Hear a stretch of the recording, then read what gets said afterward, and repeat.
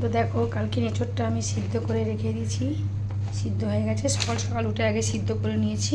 তো এইদিকে দেখো আমি চিংড়ি মাছটাও ফ্রিজ থেকে বার করে ভিজিয়ে দিয়েছিলাম, চিংড়ি মাছটাও ভিজে গেছে। আমি কড়ার মধ্যে সর্ষের তেল দিয়ে দিচ্ছি। যতক্ষণ সর্ষের তেলটা গরম হচ্ছে ততক্ষণ আমি এদিকের কাজগুলো সেরে নেবো। চিংড়ি মাছটার মধ্যে একটু হলুদ মাখিয়ে নিলাম, নুনটাও মাখিয়ে নিয়েছি আগে। কড়ার তেলটাও গরম হয়ে গেছে, তো চিংড়ি মাছগুলো দিয়ে দিলাম।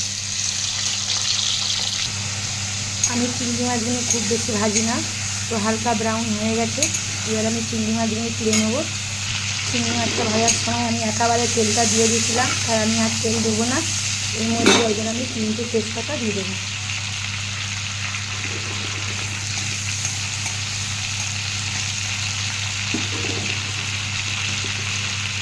একটা কাটা পেঁয়াজ এর মধ্যে দিয়ে দিলাম। পেঁয়াজের নিচে আমি লাল লাল করে ভাজবো।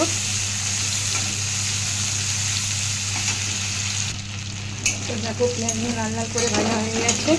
আমি এর মধ্যে একটা টমেটো কাটা দিয়ে দেবো।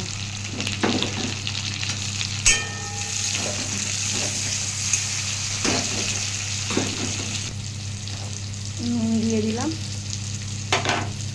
আমি এর মধ্যে হলুদ গুঁড়ো, জিরের গুঁড়ো, লঙ্কার গুঁড়ো বার করে রেখেছি, এটাও দিয়ে দিলাম। এর মধ্যে আদা রসুন পেঁয়াজ বাটা ছিল, সেটাও দিয়ে দিলাম। আগে দিয়ে বেটে রেখে দিয়েছিলাম আদা রসুন পেঁয়াজ বাটাটা।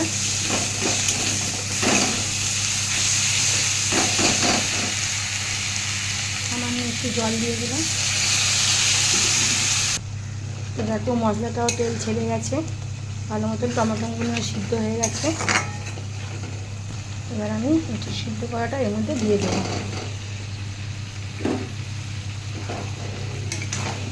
দিয়ে একটু ভালো করে কষবো যাতে মশলাগুলো এর মধ্যে ঢুকে যায়। ঢাকা দিয়ে কষিয়ে নেবো ভালো করে।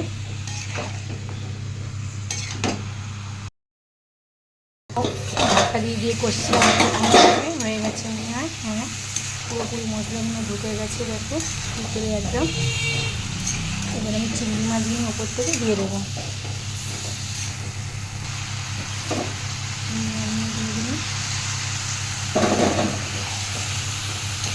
একটু ভালো করে কষে নেবো।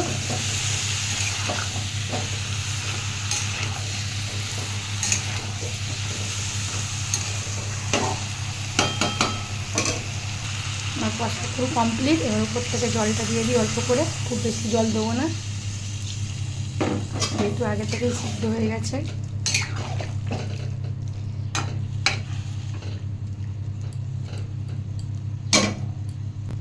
উপর দিয়ে একটু গরম মশলা ছিটিয়ে দিলাম। গরম মশলা দিয়ে আমি থালা দিয়ে একটা ঢেকে দিলাম। আমার এঁচড়ের তরকারি কমপ্লিট হয়ে গেল। না, আমার এঁচড় হয়ে গেল। এঁচড়টা কে করবে? আমিই করে নিলাম জামাই বাড়ির এঁচড়। না, এবার দেখা যাক পরে কি রান্না করা যায়। তো দুটো কমপ্লিট হয়ে গেল। এই হলো আমার এঁচড়ের তরকারি।